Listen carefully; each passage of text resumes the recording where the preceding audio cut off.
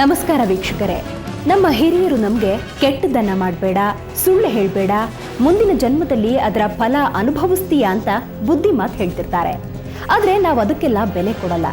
ಮುಂದಿನ ಜನ್ಮ ಕಂಡೋರು ಯಾರು, ಈ ಜನ್ಮದಲ್ಲಿ ಚೆನ್ನಾಗಿ ಮಜಾ ಮಾಡಬೇಕು ಅನ್ನೋ ಥರ ನಡ್ಕೋತೀವಿ. ಅದು ಸಿಂಪಲ್ ಆಗೊಂದು ಲವ್ ಸ್ಟೋರಿ. ಹಿಂದಿನ ಜನ್ಮದಲ್ಲಿ ಆಕೆ ಗಟವಾಣಿ ಹೆಣ್ಣು, ಗಂಡನನ್ನ ಸಾಕು ಪ್ರಾಣಿ ಮಾಡ್ಕೊಂಡಿರ್ತಾಳೆ.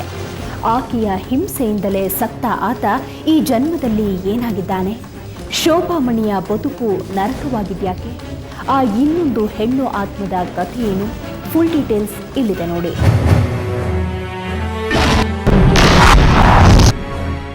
ಸ್ನೇಹಿತರೆ, ನಾವು ಟಿವಿನಲ್ಲಿ, ಪತ್ರಿಕೆಯಲ್ಲಿ ಗಂಡನಿಂದ ಹೆಂಡತಿಗೆ ಕಿರುಕುಳ, ಹೆಂಡತಿಯ ಆತ್ಮಹತ್ಯೆ, ಹೆಂಡತಿಯನ್ನ ಹಿಂಸೆ ಮಾಡಿ ಕೊಲೆ ಅಂತೆಲ್ಲ ನೋಡಿರ್ತೀವಿ.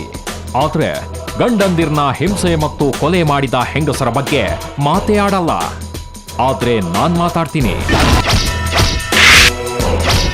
ಅದು ಸಿಂಪಲ್ ಆಗಿ ಒಂದು ಲವ್ ಸ್ಟೋರಿ. ಮನೆಯವರ ವಿರೋಧದ ನಡುವೆನೆ ದೇವಸ್ಥಾನವೊಂದರಲ್ಲಿ ಅವರಿಬ್ಬರ ಮದುವೆ ಪೂಜಾರಿಯ ಸಾಕ್ಷಿಯೊಂದಿಗೆ ನಡೆದು ಹೋಗಿತ್ತು.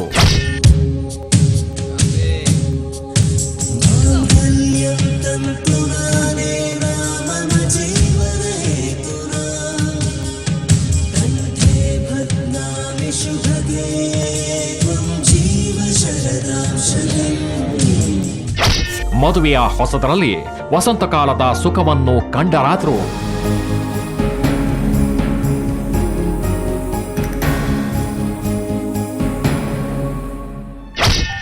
ಗಂಡನ ರಮಣಿಯಾಗಿದ್ದ ಆಕೆ ನಂತರದ ದಿನಗಳಲ್ಲಿ ಘಟವಾಣಿ ಹೆಣ್ಣಾಗಿ ಬದಲಾಗಿದ್ದು ಆತನಿಗೆ ಬಿಸಿ ತುಪ್ಪವಾಗಿತ್ತು.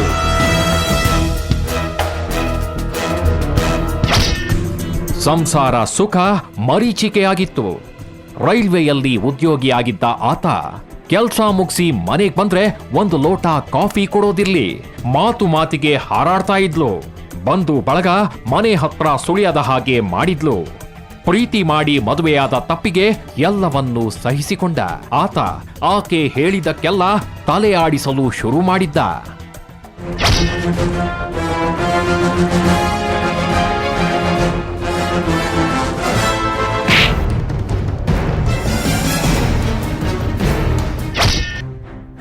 ಬಡ್ಡಿ ವ್ಯವಹಾರ ನಡೆಸ್ತಾ ಇದ್ದ ಆಕೆಯ ಒರಟುತನದ ಆ ಇನ್ನೊಂದು ಮುಖ ದಿನೇ ದಿನೇ ಆತನಿಗೆ ಪರಿಚಯವಾಗತೊಡಗಿತ್ತು. ಬೆಳಗ್ಗೆ ತಿಂಡಿ ಮಾಡಿ ಹೆಂಡತಿಗೆ ಬಡಿಸಿ ಕೆಲಸಕ್ಕೆ ಹೋಗಿ ಸಂಜೆ ಕೆಲಸ ಮುಗಿಸಿ ಸುಸ್ತಾಗಿ ಮನೆಗೆ ಬಂತು ಅಡುಗೆ ಮಾಡಿ ಬಟ್ಟೆ ಒಗೆದು ಪಾತ್ರೆ ತೊಳೆಯೋ ಎಲ್ಲಾ ಕೆಲಸಗಳನ್ನ ಮೂಕ ಪ್ರಾಣಿಯಂತೆ ಮಾಡ್ತಾ ಇದ್ದ ಆತ. ಇದರ ಮಧ್ಯೆ ಆಕೆಯ ಅಸಹ್ಯವಾದ ಮಾತುಗಳನ್ನು ಸಹ ಕೇಳೋದರ ಜೊತೆಗೆ ವಧೆಗಳು ಸಹ ಬಿದ್ದಿತ್ತು.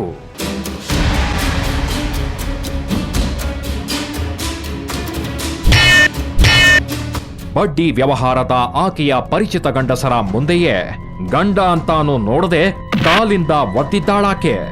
ಒಮ್ಮೆಯಂತೂ ಮಾತಿಗೆ ಮಾತು ಬೆಳೆದು ಮಹಡಿಯಿಂದ ತಳ್ಳಿ ಆತನ ತಲೆಗೆ ಪೆಟ್ಟು ಬಿದ್ದಿತ್ತು.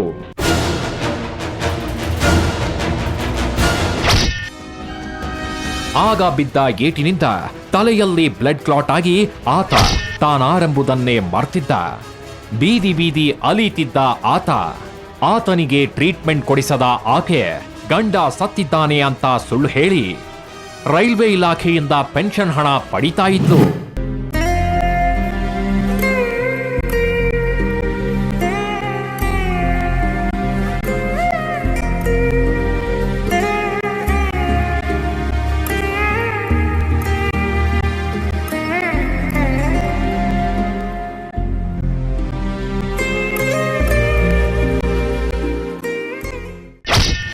ರೈಲ್ವೆ ಅಧಿಕಾರಿಗಳಿಗೆ ಈಕೆಯ ಮೋಸದಾಟ ಗೊತ್ತಾಗುವ ಸಮಯ ಬಂದಾಗ ಗಂಡ ಅಂತಾನು ನೋಡದೆ ನಿರ್ದಯವಾಗಿ ಕೈಕಾಲು ಕಟ್ಟಿ ಆತ ಕೆಲಸ ಮಾಡುತ್ತಿದ್ದ ರೈಲಿಗೆ ಆಹುತಿ ಕೊಟ್ಟಿದ್ದಳು.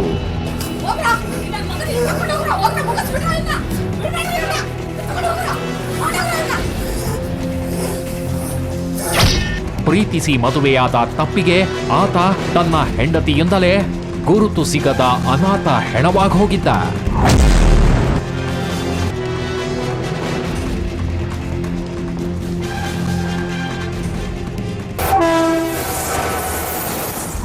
ನೋಡಿದ್ರಲ್ಲ ಆ ಸಿಂಪಲ್ ಸ್ಟೋರಿಯ ಭಯಾನಕ ಕ್ಲೈಮ್ಯಾಕ್ಸ್ ಅನ್ನ.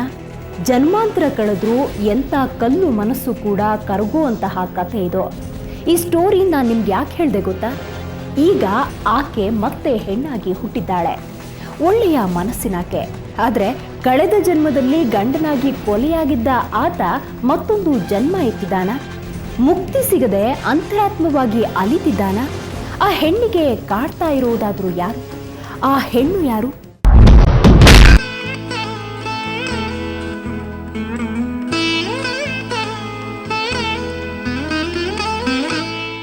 ತುಂಬ ಚೆನ್ನಾಗಿದ್ದೆ. ನಾನು ಮುಂಚೆ ಗಂಡಸ್ರ ಥರ ಎಲ್ಲ ಕೆಲಸ ಮಾಡ್ತಾ ಇದ್ದೆ. 10 ಜನ ಮಾಡೋ ಕೆಲಸ ನಾನು ಒಬ್ಬಳೇ ಮಾಡಿಬಿಡ್ತಾ ಇದ್ದೆ. ಫ್ಯಾಕ್ಟ್ರಿಲೂ ಅಷ್ಟೇ, ಎಲ್ಲ ಸೂಪರ್ವೈಸರ್ ನನ್ನ ಕೆಲಸ ನೋಡಿ ಆಶ್ಚರ್ಯ ಪಡ್ತಾ ಇದ್ರು.